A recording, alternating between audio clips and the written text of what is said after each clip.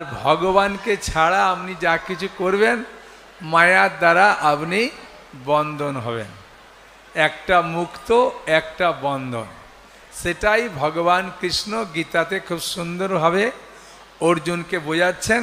আজকের যে শ্লোক, এই শ্লোকের মাধ্যমে আমরা প্রকৃতপক্ষে জানতে পারবো যে ভগবানের কথা শুনলে কি লাভ, হ্যাঁ, আর না শুনলে কি ক্ষতি আমাদের, সেটি আজকে আমাদের আলোচ্যর বিষয়।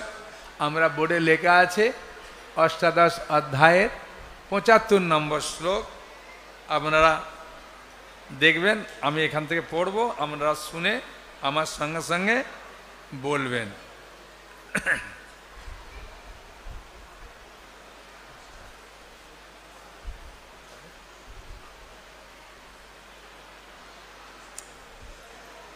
ব্যাস প্রসাদাৎ শ্রুতবান এতদ গুজ্জম অহম পরম যোগম যোগেশ্বরাৎ কৃষ্ণাৎ সাক্ষাৎ কথয়ত স্বয়ং। ব্যাস প্রসাদাৎ শ্রুতবান এতৎ,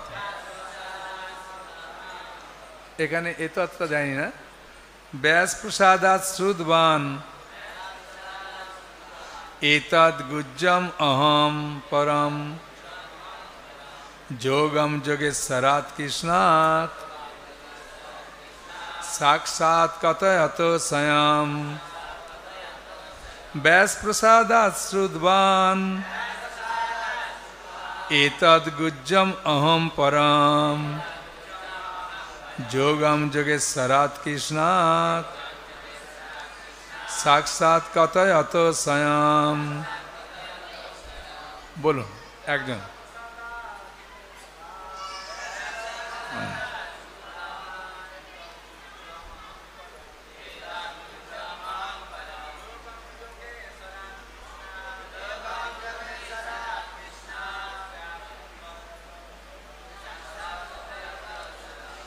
শব্দার্থ: ব্যাস প্রসাদা, ব্যাসদেবের কৃপায়, শ্রুতবান শ্রবণ করেছি, এতৎ এই, গুজ্জম গোপনীয়, অহম আমি, পরম পরম, যোগম যোগ, যোগেশ্বরাৎ যোগেশ্বর, কৃষ্ণাৎ শ্রীকৃষ্ণের কাছ থেকে, সাক্ষাৎ সাক্ষাৎ, কথয়ত বর্ণনাকারী, স্বয়ং স্বয়ং। গীতার গান।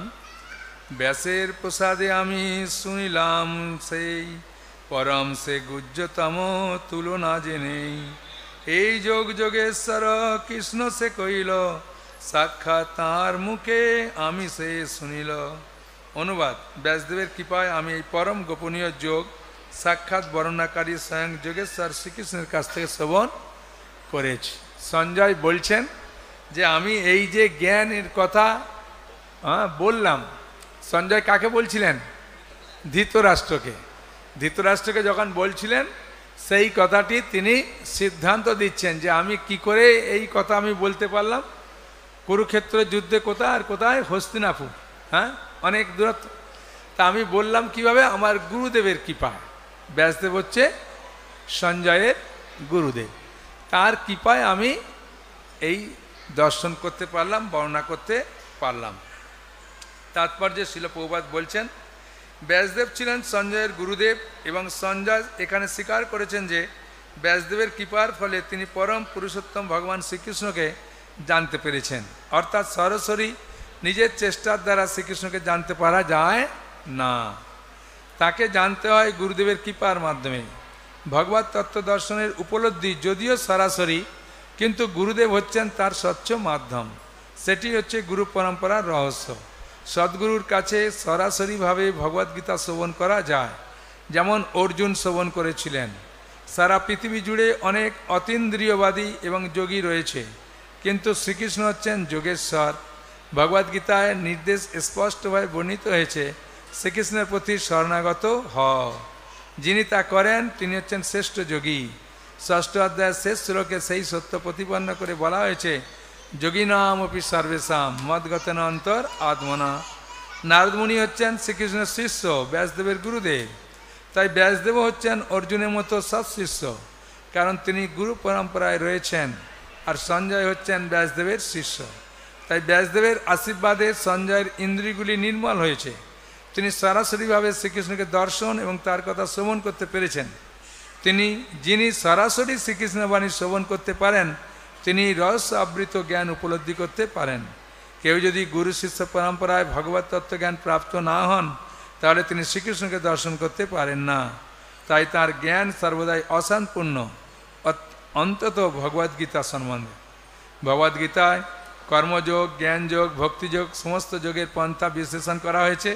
শ্রীকৃষ্ণ হচ্ছেন এই সমস্ত যোগের ঈশ্বর।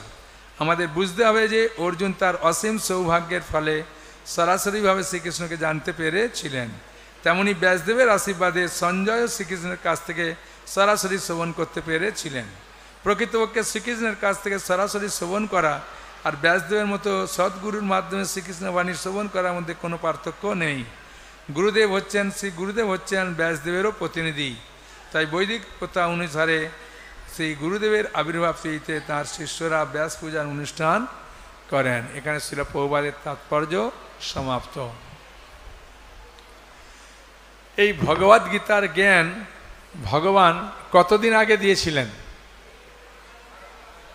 5000 বছর আগে, প্রায় 5500 বছর আগে দিয়েছিলেন এই ভগবদ্গীতার জ্ঞান। তাই ভগবদ্গীতার জ্ঞান দিয়েছিলেন ভগবান 5500 বছর আগে। তাহলে এই জ্ঞান কেন এখনো পর্যন্ত মানুষ গ্রহণ করছে? আমরা তো পুরাতন জিনিস কোনো কিছু গ্রহণ করতে চাই না। আমরা বলি আধুনিক যুগের মানুষ, নতুন জিনিস গ্রহণ করব। কারণ কি, ভগবান শ্রীকৃষ্ণ যখন গুরুকুলে পড়াশোনা করছিলেন সন্দীপনী মুনির আশ্রমে, সেই সময় সন্দীপনী মুনি যখন কৃষ্ণ বলরাম চলে যাবেন, তখন বললেন যে আমাদের গুরু দক্ষিণা দাও। তবে যে কি চাও গুরুদেব? না, আমি চাই যে আমার একটি সন্তান সে সমুদ্রে হারিয়ে গেছে, তাকে ফিরিয়ে এনে দাও, তোমাদের সব ক্ষমতা আছে। কৃষ্ণ বলরাম সেই সন্তানটিকে এনে দিয়েছিলেন। কাকে? গুরুদেবকে। সেই সময় গুরুদেব আশীর্বাদ করেছিলেন, হে কৃষ্ণ, তুমি যা কিছু বলবে সেগুলো সব সত্য বলে মানুষ গ্রহণ করবে এবং সেটা কখনো পুরানো হবে না। এটা কার আশীর্বাদ? সন্দীপনী মুনি, কৃষ্ণের গুরুদেবের আশীর্বাদ, যে কৃষ্ণ তুমি যা কিছু বলবে তা সত্য বলে পরিণত হবে, সেটা কখনো মিথ্যা হবে না। আর তুমি যেটা বলবে কৃষ্ণ, সেটা সারা জীবন সতেজ থাকবে, কখনো পুরানো হবে না। সেই জন্য এই কৃষ্ণের এই কথা সবসময়ের জন্য আমরা নিত্য নতুন অনুভব করি, আমরা কখনো পুরানো অনুভব করি না। সেখানে কৃষ্ণের এই কথা আমরা যখনই শ্রবণ করব, তখনই আমাদের কাছে মনে হবে নতুনভাবে আমরা শুনছি। ঠিক আছে, 1 নম্বর। 2 নম্বর, যখন কৃষ্ণ বলরাম গিয়েছিলেন গুরুকুলে পড়তে সন্দীপনী মুনির আশ্রমে উজ্জয়িনীতে, সেই সময়তে গুরুমা বলেছিলেন কাঠ কাটতে যেতে। তা সুদামা আর কৃষ্ণ কাঠ কাটতে গিয়েছিলেন। তা ঝড় বৃষ্টিতে তারা আলাদা হয়ে গিয়েছিল। আর যখন একসঙ্গে মিলিত হলো, সকালবেলা যখন গুরুদেব খুঁজতে যাচ্ছেন, কৃষ্ণ বলরামের সঙ্গে, কৃষ্ণ সুদামার সঙ্গে গুরুদেবের সাক্ষাৎ হলো। সেই সময় গুরুদেব আশীর্বাদ করেছিলেন। কি আশীর্বাদ? যে তোমাদের মধ্যে বৈদিক জ্ঞান সম্পূর্ণরূপে প্রকাশিত হবে, এবং তোমাদের কখনো এই বৈদিক জ্ঞান ভুলে যাবে না। আর তোমাদের মুখ থেকে যারা বৈদিক জ্ঞান শ্রবণ করবে, তারা সেই জ্ঞান খুব সহজে লাভ করতে পারবে। সেই জন্য এই কৃষ্ণের কথা শুনে মানুষ এত আনন্দ পায়, 1 নম্বর। 2 নম্বর, সঞ্জয় হচ্ছেন গবল ঋষির পুত্র। তিনি ব্যাসদেবের কাছে শিষ্যত্ব গ্রহণ করেছিলেন। গ্রহণ করে এখন গুরুদেবের কৃপায় তিনি দিব্য দৃষ্টি লাভ করেছিলেন। সেই দিব্য দৃষ্টির মাধ্যমে কৃষ্ণ অর্জুনকে কুরুক্ষেত্রের মাঠে রণাঙ্গনে কী হচ্ছে সব তিনি দেখতে পাচ্ছেন। সেই সঞ্জয় কিভাবে দেখলেন হস্তিনাপুরে বসে কুরুক্ষেত্রের রণাঙ্গনের যুদ্ধ, সেটাই জেল বার্ড যে টিভি আবিষ্কার করেছেন, তিনি এই সঞ্জয় ধৃতরাষ্ট্রকে কিভাবে বললেন এই তত্ত্বটা গবেষণা করতে করতে তিনি টিভি আবিষ্কার করেছিলেন। বোঝা গেল? টিভিটার যে লেখক, হ্যাঁ, যে বিজ্ঞানী, তিনি এটা স্বীকার করছেন যে আমি সঞ্জয় ধৃতরাষ্ট্রকে যে বলছিলেন ওইটা আমি বারবার চিন্তা করছি কি মাধ্যমে বলছে, কিসের মাধ্যমে বলছে, সেইটা আমি অনুসন্ধান করতে করতে আমি টিভি আবিষ্কার করলাম, টেলিভিশন। তাহলে দেখা যাচ্ছে শাস্ত্রের কথা নিয়ে বিজ্ঞানীরা সব কিছু করছে। হ্যাঁ, বিজ্ঞানীরা নতুনভাবে কিছু করছে না। ওই জন্যে আমরা আবিষ্কারের ইংরাজি কি বলুন? হ্যাঁ, ডিসকভারি। ডিসকভার মানে যেটা ঢাকা থাকে, হ্যাঁ, ওইটাকে কি করে, কভার থাকে ওটাকে খুলে দেয়, যেটা চাপা ছিল ওইটাকে প্রকাশ করে দেয়। হ্যাঁ, সেই জন্যে জগদীশচন্দ্র বসু বলছেন যে বেদে লেখা আছে গাছের প্রাণ আছে। আমি আবিষ্কার করার আগেও গাছের প্রাণ ছিল, আবিষ্কার না করলেও গাছের প্রাণ থাকতো। আমি শুধু একটু পরীক্ষা নিরীক্ষা করে প্রমাণ করে দিলাম। ওই জন্য ওকে বলা হয় আবিষ্কার। ভগবান একমাত্র করে কি সৃষ্টি। তো একমাত্র ভগবানকে জানতে গেলে গুরুদেবের মাধ্যমে জানতে পারা যায়, বৈষ্ণবের মাধ্যমে জানতে পারা যায়।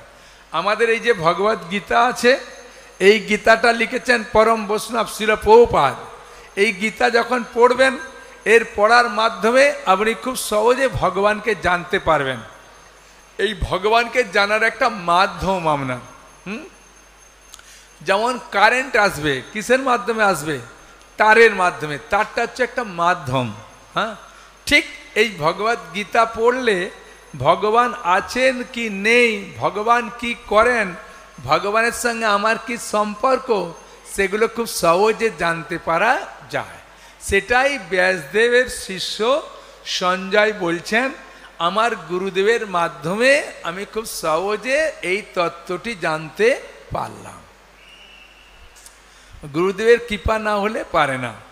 অর্জুন প্রথমে গুরু গ্রহণ করেনি, তা গুরু গ্রহণ না করতে অর্জুন কি করলেন? বললেন আত্মীয় স্বজনদের মারলে পাপ হবে, হ্যাঁ, সেই জন্য আমি যুদ্ধ করব না।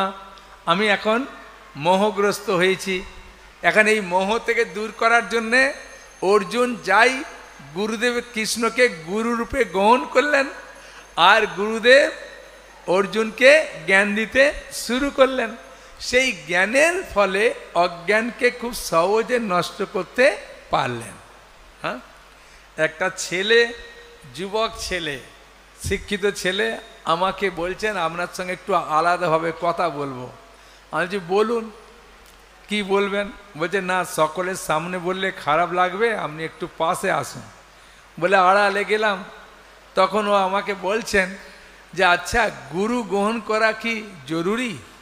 আমার বাবা মাকে ছেড়ে দিয়ে আমি কেন গুরু গ্রহণ করতে যাব? আমি তখন ওনাকে বললাম, আপনি আমাকে আলাদাভাবে কেন জিজ্ঞাসা করছেন? বলছে আপনার কথার প্রতি আমার বিশ্বাস আছে, সেই জন্যে আমি আপনাকে জিজ্ঞাসা করছি। আপনি যেটা বলবেন সেটা সত্য বলবেন, সেই জন্যে। আমি ঠিক সেই রকমভাবে সত্য জিনিসকে জানার জন্যে আর বিশ্বাস করার জন্যে আপনাকে গুরুদেব গ্রহণ করতে হবে। হ্যাঁ, নাহলে পারবেন না। ছেলেটা এত সন্তুষ্ট হয়ে বলছেন আমাকে, এত সহজভাবে উত্তরটা দিয়ে দিলেন। আর এটা সহজ উত্তর, তো সহজভাবেই দেবো। যদি আপনি জানা থাকে যে রামচন্দ্রের বাবার নাম কি, তখন আপনি বলবেন ভাই কলিযুগে জন্মগ্রহণ করলাম, চৈতন্য মহাপুর বাবার নাম জিজ্ঞাসা করতে পারত। আরে নালে তার আগের যুগ কৃষ্ণের বাবার নাম জিজ্ঞাসা করতে হতো। একবারে জিজ্ঞাসা করলো কি ত্রেতা যুগে রামচন্দ্রের বাবার নাম। এটা বলা সম্ভব? ভাই কোন যুগের কথা? আছি কলি যুগে, জিজ্ঞাসা করছে ত্রেতা যুগের কথা। কখন বলবেন? যখন আপনি জানবেন না। যদি জানবেন কথাটা যে ভগবান রামচন্দ্রের পিতার নাম দশরথ, তাহলে উত্তরটা খুব সহজ। সেরকমভাবে আমার উত্তরটা, এইসব উত্তরগুলো আমাদের জানা আছে বলে ওই জন্য সহজ লাগলো, আপনাকে উত্তর দিলাম, আপনি খুব সহজে বুঝতে পারলেন। ঠিক গুরুদেব ভগবত তত্ত্ব জ্ঞান সম্বন্ধে পূর্ণভাবে উপলব্ধি করেছেন।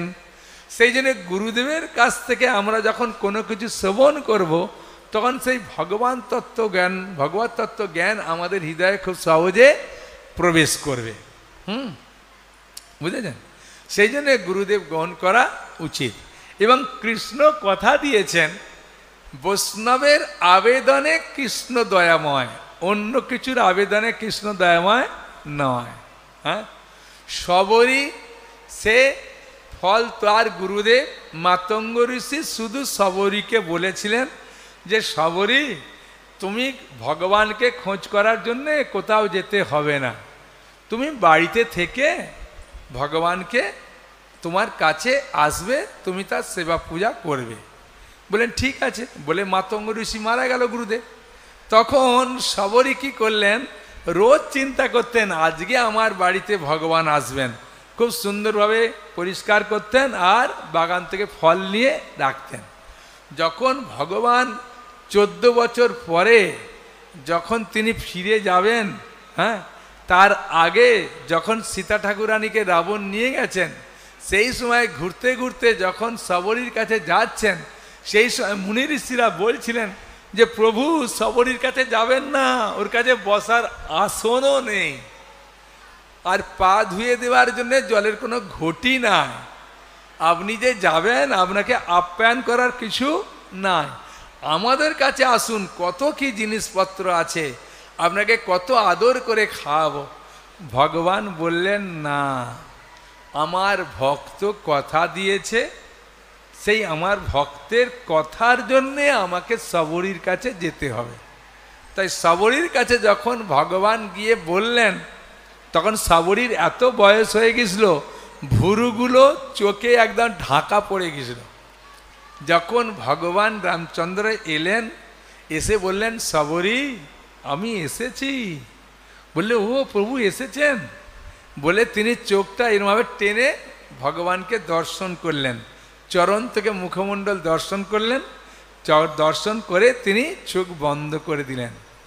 লক্ষণ বলছেন দাদা, এই বুড়ি মানুষটার কাছে এসে কি জন্যে এসেছো? চলো দেখো, চোখ বন্ধ করে দিল।